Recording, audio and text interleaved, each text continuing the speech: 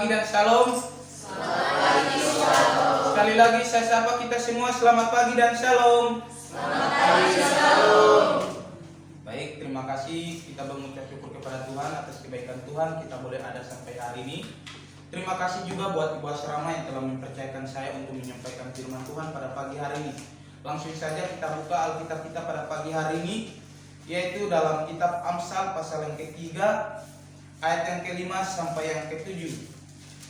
Sekali lagi, kitab Amsal pasal yang ketiga ayat yang kelima hingga ayat yang ketujuh. Nanti ayat yang kelima dibacakan oleh kaum wanita, ayat yang keenam dibacakan oleh kaum pria, nanti ayat yang ketujuh kita baca secara bersama-sama. Namun izinkan saya terlebih dahulu untuk membaca judul perikop, yaitu berkat dari hikmat. 1, 2 ya. Percayalah kepada Tuhan dengan segenap hatimu dan janganlah bersandar kepada pengertianmu sendiri. Apabila dia jalan segala-galanya, maka ia akan meluruskan jalanmu. Sama-sama. Janganlah engkau menganggap dirimu sendiri bijak, takutlah akan Tuhan dan jauhilah kejahatan. Amin. Teman-teman yang diberkati Tuhan, dari kebenaran firman Tuhan yang telah kita baca pada pagi hari ini, maka saya akan memberikan tema untuk kita pada pagi hari ini adalah takut akan Tuhan. Kuncinya itu ayat yang ketujuh. Sekali lagi saya akan membacakannya. Janganlah engkau menganggap dirimu sendiri bijak, takutlah akan Tuhan dan jauhilah kejahatan. Teman-teman yang diberkati Tuhan, kata takut akan Tuhan mungkin tidak asing lagi bagi kita di telinga kita ketika kita mendengar takut akan Tuhan. Tetapi pada pagi hari ini firman Tuhan mengingatkan saya dan saudara untuk hidup takut akan Tuhan. Berbicara takut akan Tuhan bukan berarti ketika kita melihat setan kita takut, tidak teman-teman. Tetapi yang dimaksud dengan takut akan Tuhan adalah kita rasa hormat kepada Tuhan atas setiap perintah Tuhan yang Tuhan telah perintahkan kepada kita. Teman-teman yang diberkati Tuhan, di zaman yang sekarang ini teman-teman, kalau kita melihat di zaman yang semakin canggih, orang-orang tidak lagi hidup takut akan Tuhan. Bahkan di kalangan orang Kristen pun tidak lagi namanya hidup takut akan Tuhan. Tetapi kalau kita melihat zaman sekarang ini, orang lebih takut kehilangan namanya harta, kekayaan, kehilangan pasangan hidup, kehilangan pekerjaan, dan lain sebagainya. Tetapi kita di tempat ini, yang dipanggil di tempat ini sebagai anak-anak Tuhan, kita tidak perlu takut dengan hal-hal yang seperti itu. Tetapi kita takut yang namanya ketika kita kehilangan Tuhan. Kita takut ketika kita tidak melakukan namanya kehendak Tuhan dalam setiap kehidupan kita pribadi lepas pribadi. Amin. Nah, dari kebenaran firman Tuhan yang telah kita baca pada pagi hari ini, maka apa saja sih ciri-ciri orang yang takut akan Tuhan berdasarkan Amsal 3 ayat 5 sampai yang ke-7. Maka hal yang pertama, ciri-ciri orang yang takut akan Tuhan adalah percaya kepada Tuhan. Ayat yang kelima, percayalah kepada Tuhan dengan segenap hatimu dan janganlah bersandar kepada pengertianmu sendiri. Kata percaya di sini mengatakan bahwa percaya kepada Tuhan dalam kamus besar bahasa Indonesia itu yakin benar-benar dengan sungguh-sungguh bahwa Allah itu ada, Allah itu nyata dan dapat diandalkan dalam setiap kehidupan kita. Jadi dalam situasi kondisi apapun saat ini yang kita alami, kita tetap percaya bahwa Tuhan tidak pernah meninggalkan saya dan saudara. Amin. Kita percaya di masa sulit yang saat ini, mungkin kebutuhan kita, ekonomi kita, apapun yang kita alami saat ini, kita percaya di masa sulit Tuhan tidak pernah meninggalkan saya dan saudara. Terlalu banyak janji Tuhan dalam setiap kehidupan kita. Tuhan tidak pernah sekali-sekali meninggalkan saya dan saudara. Ibrani 13 ayat 5b. Itu teman-teman. Jadi jangan kita pernah dalam menjalani kehidupan kita di masa sulit kita perlu khawatir. Tidak teman-teman, tetapi kita harus memiliki kepercayaan yang penuh kepada Tuhan. Seperti kalau kita melihat Daud ketika dia melawan Goliat, dia percaya walaupun postur tubuh dari Goliat besar, tetapi dia percaya apapun situasi dan kondisi, apapun postur tubuh daripada Goliat, dia tetap percaya bahwa kuasa Tuhan lebih besar dari apapun yang ada di dunia ini. Teman-teman, jadi dalam menjalani setiap kehidupan kita, marilah teman-teman kita memiliki kepercayaan yang penuh kepada Tuhan, memiliki penyerahan totalitas kehidupan kita yang penuh kepada Tuhan dalam menjalani setiap kehidupan kita. Itu hal yang pertama yang harus kita lakukan sebagai orang, sebagai anak-anak Tuhan di tempat ini, sebagai orang percaya, kita harus tetap terus percaya kepada Tuhan. Nah, hal yang kedua, Selain percaya kepada Tuhan, hal yang kedua yang harus kita lakukan teman-teman adalah akuilah Tuhan. Ayat yang ke-6, salah seorang untuk membacakannya. Ayat yang ke-6, salah seorang membantu untuk membacakannya. Bila diri dan segala lakumu, maka dia akan meluruskan jalanmu. Amin. Akuilah Tuhan. Kata dasarnya akui, dalam bahasa Ibrani yaitu yada, yang memiliki makna yaitu mengetahui atau mengenal.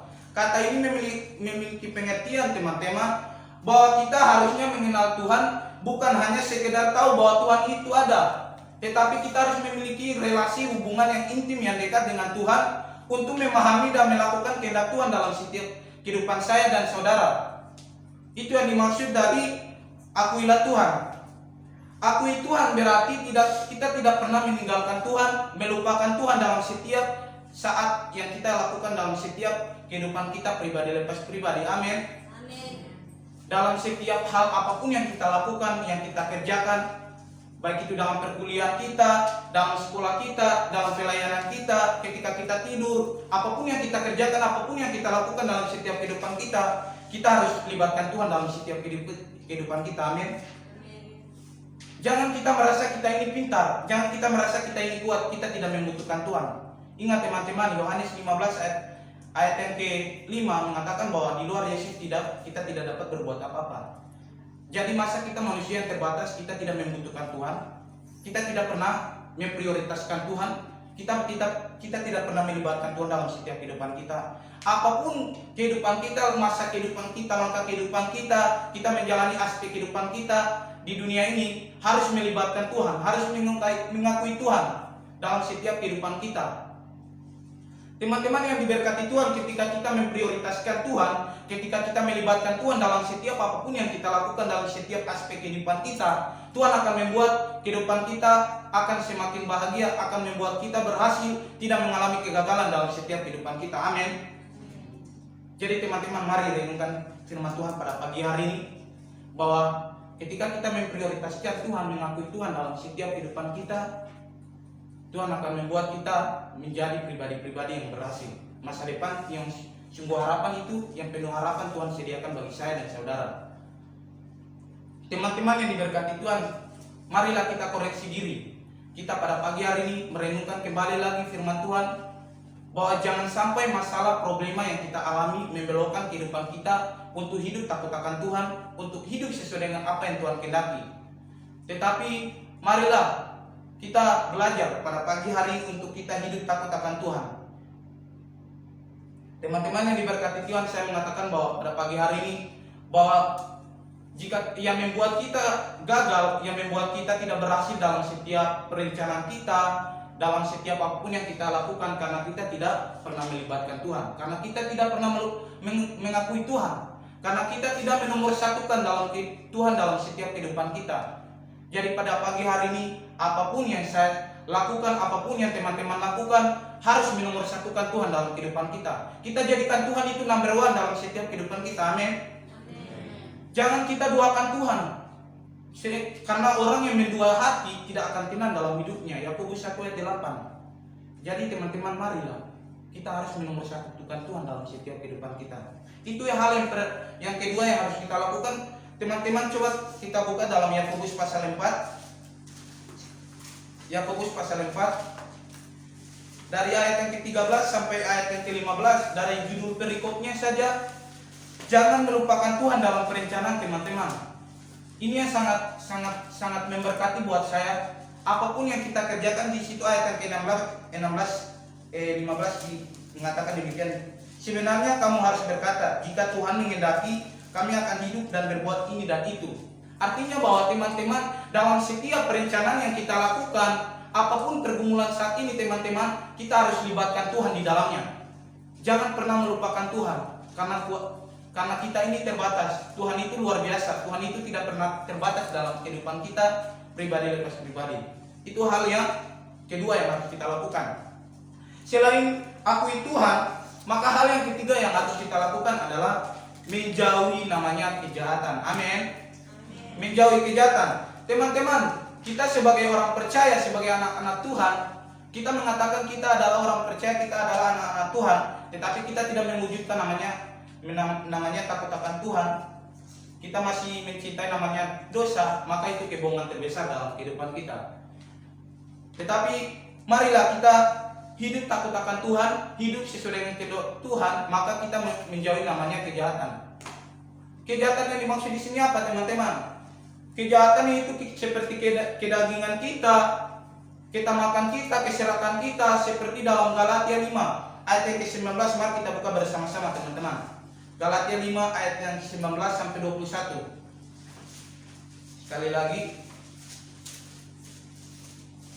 Galatia 5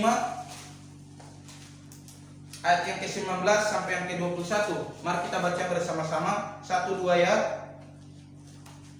Tetapi perbuatan daging telah nyata, yaitu percabulan, kecemaran, hawa nafsu, penyembahan berhala, sihir, perseteruan, perselisihan, iri hati, amarah, kepentingan diri sendiri, percideraan, roh pemecah, kedengkian, kemabukan, pesta pora, dan sebagainya.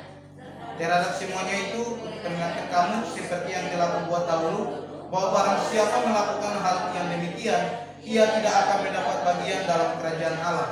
Kita kembali dalam kitab Amsal tadi pasal 3 ayat yang ke-7 juga ada namanya kesombongan, jadi amarah. Jadi ketika kita hidup takut akan Tuhan, kita menjauhi namanya kejahatan seperti tadi Galatia 5 ayat yang ke-19 sampai 21. Mari teman-teman, yang perlu kita lakukan adalah buah-buah roh.